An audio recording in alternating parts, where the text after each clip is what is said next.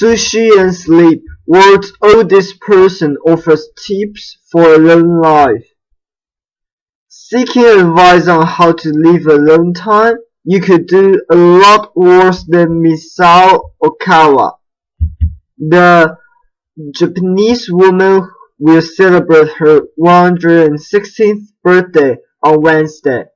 Okawa, picture above, celebrating her 115th birthday in 2013, spoke to a UK Telegraph about her secrets for longevity.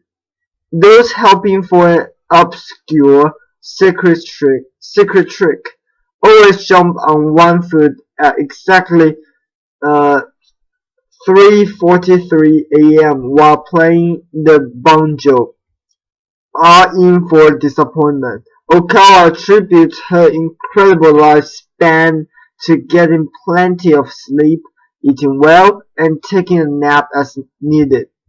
She told the paper, "Eat and sleep, and you will live a long time. You have to learn to relax." Easier said than done, of course, but when advice on living a long life comes from the world's oldest person, it's worth heeding. Okawa, born in 1898 and great-great-grandmother to six, eats sushi at least once every month. Tomohito Okada, head of the retirement home where Okawa has lived for the past 18 years, told the Telegraph. When asked by the Telegraph about her happiest and saddest moments, she spoke about her 1990 marriage to her husband and the birth of her 3 children. Her husband passed away in 1931.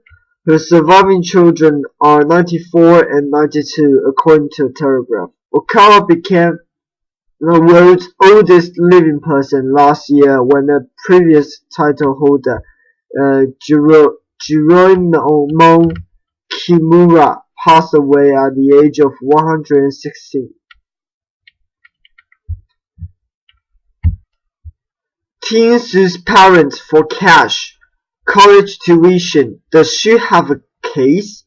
A New Jersey teenager claiming that her mother and father tossed her out of their home and cut her off financially is suing them for immediate support, current private school fees, and future college tuition.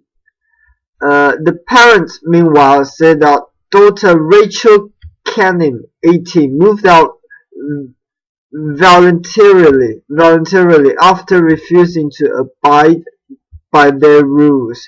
More than shy, daughter's Facebook brag cost her family $80,000. "We love our child and miss her. This is terrible. It's killing me and my wife," Rachel's father, John Canning, a town administrator and retired police officer, tells the Daily Record. "We have a child we want home. We are not draconian, and now we are getting hauled into court. She's demanding that we pay her bills, but she doesn't want to live at home. And she's saying, 'I don't want to live under your rules.' The rules," he notes, "include reconsidering her relationship with a boyfriend who may be a bad influence, being respectful, and abiding by her curfew." He and his wife Elizabeth, who live in suburban Lincoln Park, about 25 miles outside of New York City, have kept their daughter's car because they paid for it, says Kenny.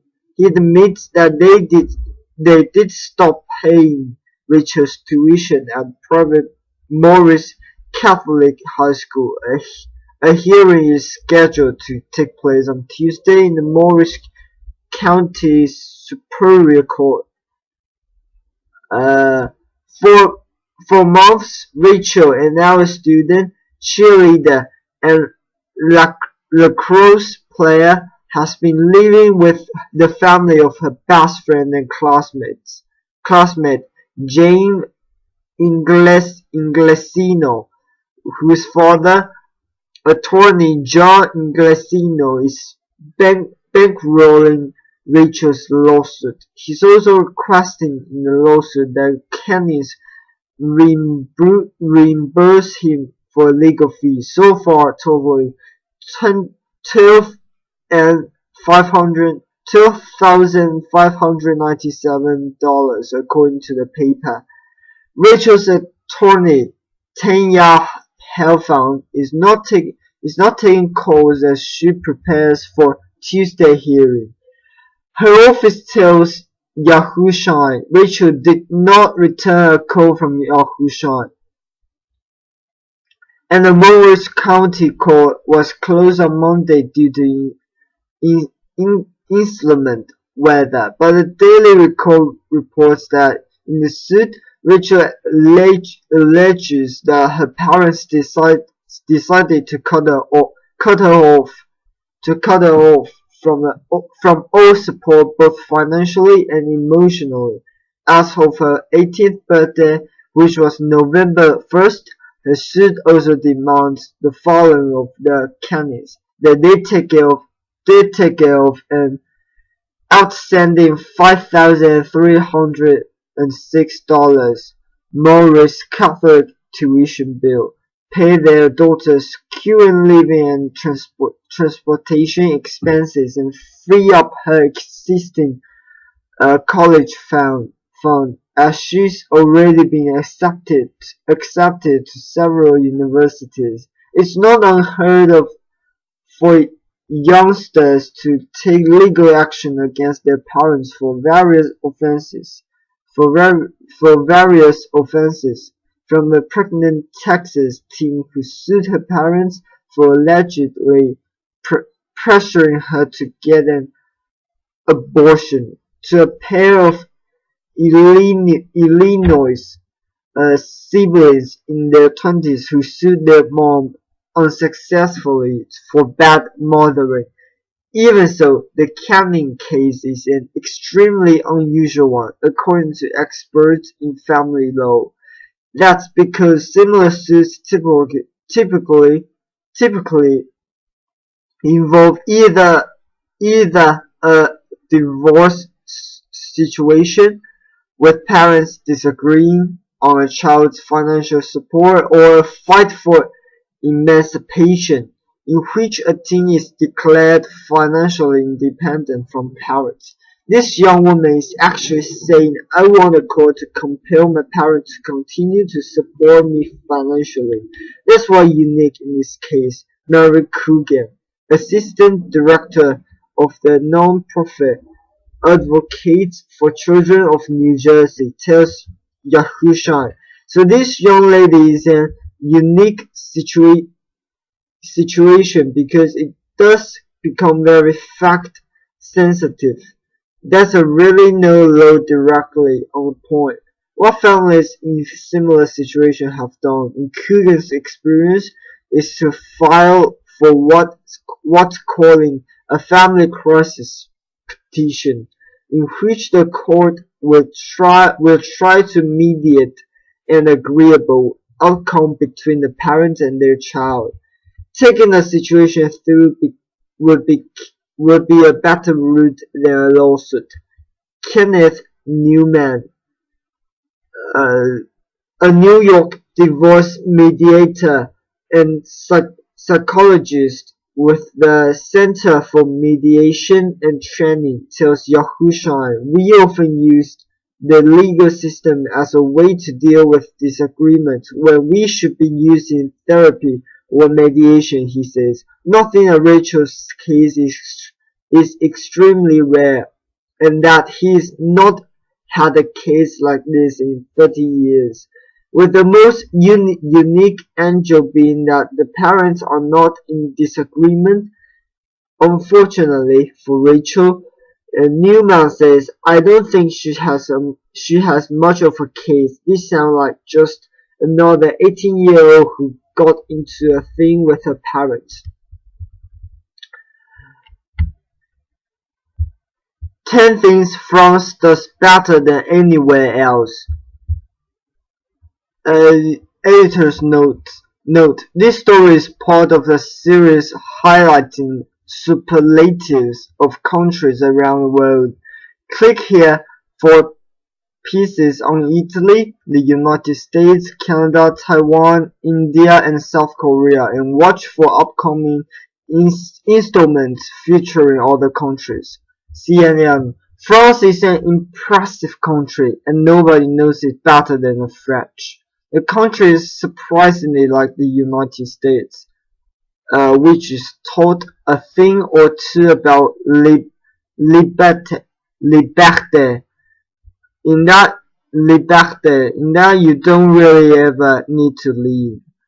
There are sophisticated cities, sunny seashores, snowy mountains, and wooded valleys all in one country, not to mention a lot of cheese and sex, as well as quite a few other things the French do superlatively well. The first thing, cheese. Yes, it's cliche, but French remains the ultimate destination for cheese lovers. General de Gaulle once asked how he was meant to govern a country that produced 246 varieties of cheese. Maybe he was afraid they were living organisms and would start a revolution. Read, is Paris still cool? Hell yeah, but not for the reasons you think. Some French cheeses, such as Réborchon, are so smelly and runny they seem to be decomposing. Even milled hard mimolete is apparently so scary that last year the United States restricted its import. No one's arguing against the existence of great cheeses around the world, but no French citizen needs to go much further than a corner shop to find one. More, 10 things the United States does better than anywhere else. The second thing is shopping. There's a reason the French invented the word bourgeois, which now stands in for all things materialistic. Paris department stores stock everything from cheap generic brands to labels so chic you feel you need to dress up before trying them on. The annual sales in January and at the end of June offer unbelievable bargains because by law all stores have to discount prices at the same time and compete for business. Read, Paris ghost metro stations could get a stunning second life.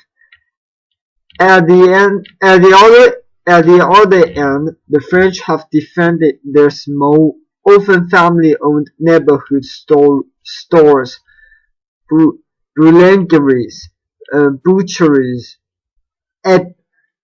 épiceries from being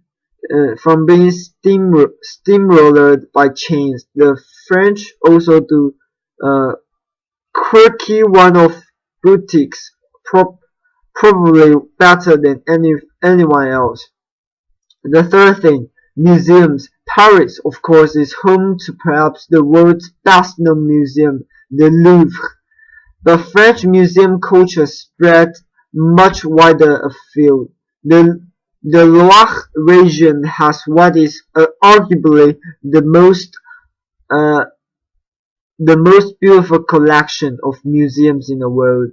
Its chateau includes the huge chamber with a spectacular collection of tapestries and the impossibly romantic Chenonceau astride its moat. Even lesser known castles can be wonderful. Chinon, for example, is set above a perfectly preserved old town. You can almost hear Joan of Arc riding up to the gate and offering to kick the English invaders out of France. Number 4. Trains. French trains are faster than planes. If you want to go from Paris to the Mediterranean coast for lunch, hop on a TGV, train à grande vitesse, or very fast train. 3 hours later, you will be sipping rosé and gazing at billionaires' yachts,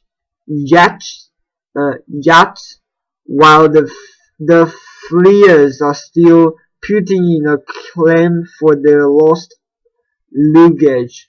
TGVs crisscross the country, and the SNCF, French National Railways, often offers excellent online deals. First class for just a little more than second. The French might like the good life, but it needn't also mean slow. More 10 things India does better than anywhere else. Number 5. Traffic jams. The average French driver's notion of ethic is a strong but terrifying one. I'm going that way and you can't stop me.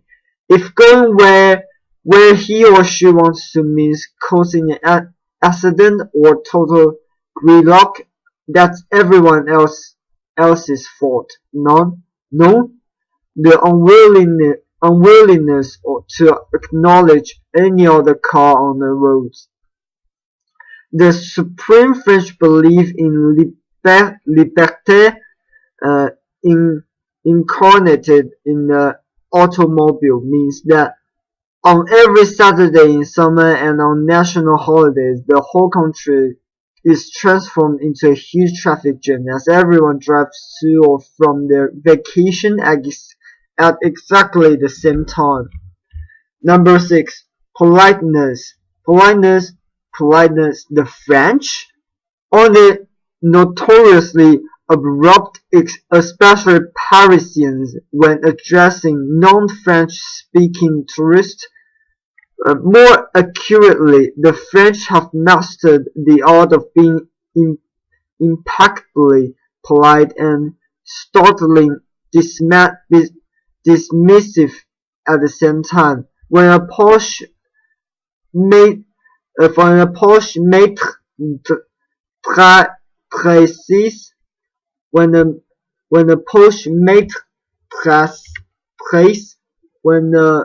posh maître trace one eyebrow and owes Monsieur or Madame and you his simultaneously respecting you and questioning your right to exist. More 10 things Italy does better than anywhere else. But if you get a hand of French politeness, anything is possible. The golden rule is simple. You should begin every conversation with a bright bonjour, bonsoir in the evening. This doesn't just mean hello. It recognized French code for yes, I'm here and I'm respecting you by being polite. So you are going to respect me and maybe even be pleasant to me. All that in one magic word, and it works. Number 7. Sexiness. It's hard to pin down sexiness, but for many, being French is a good working definition. That accent plus a certain insouciance and joie de vivre, yup, inevitably slipping into French here. Make a pretty attractive package in both men and women. And then there's plain sex, which is everywhere in France. Take French films, for example, which almost by law have to include at least 2 naked breasts and 4 buttocks. French men and women know the rules of attraction equally well and rarely stop playing. It's almost a duty to look sexy and classy whenever anyone else is around and to leave a memorable impression. Number 8. Luxury. It's a clever trick. When you think of luxurious goods, the word French slips almost automatically into place. Today the French talent for luxury has tricked down beyond Louis Vuitton, Dior, Moet et Gendon, and the rest. Read London beats Paris as top tourist city. London beats Paris as top tourist city. Really? Its effect can be felt in dozens of stylish Parisian cafes with stretched apron waiters and in many reasonably priced spa hotels such as Talazzo, French side only, that can make you feel like a millionaire without charging you accordingly. French light touch sophistication has been copied worldwide. Number 9. Customer service. Oh yes, related to politeness, but with an important retail distinction. The French have a saying the customer is king. Yes, and we know what you did to your kings. But behind the sometimes facade or surely indifferent, French service can be wonderful. That grumpy waiter doesn't hate you. It's just like he's a pro and you are an amateur on his territory. More, how to be a Parisian, 11 ways to fake it. The same goes for the snooty department store saleswomen. Unlike in other countries, such jobs in France can still be lifelong careers, bring a lifetime's worth of skills. The thing to do is soldier on, smile and inform your server what you want. The French respect people who know what they want. And will do their best to help you get it, as long as it's not just before their lunchtime, of course. Number 10. Globalization. French has the world's best policy on globalization. It spends so much time complaining on that foreign invaders are killing off its economy that no one notices how French products are taking over the planet. Have you checked recently who provides your electricity, who owns your transportation system, who feeds your army, even who built your city's public toilets? Especially if you live in Europe, there's a strong chance you'll find a French multinational such as EDF, Transdev, Sodexo, or Dexo. That's not to mention the countless French brands on every shopping street in the world. Next time a French person tells you Hollywood is destroying French culture, just point to the nearest public toilet. Read Paris by Color, A New Way to See a City.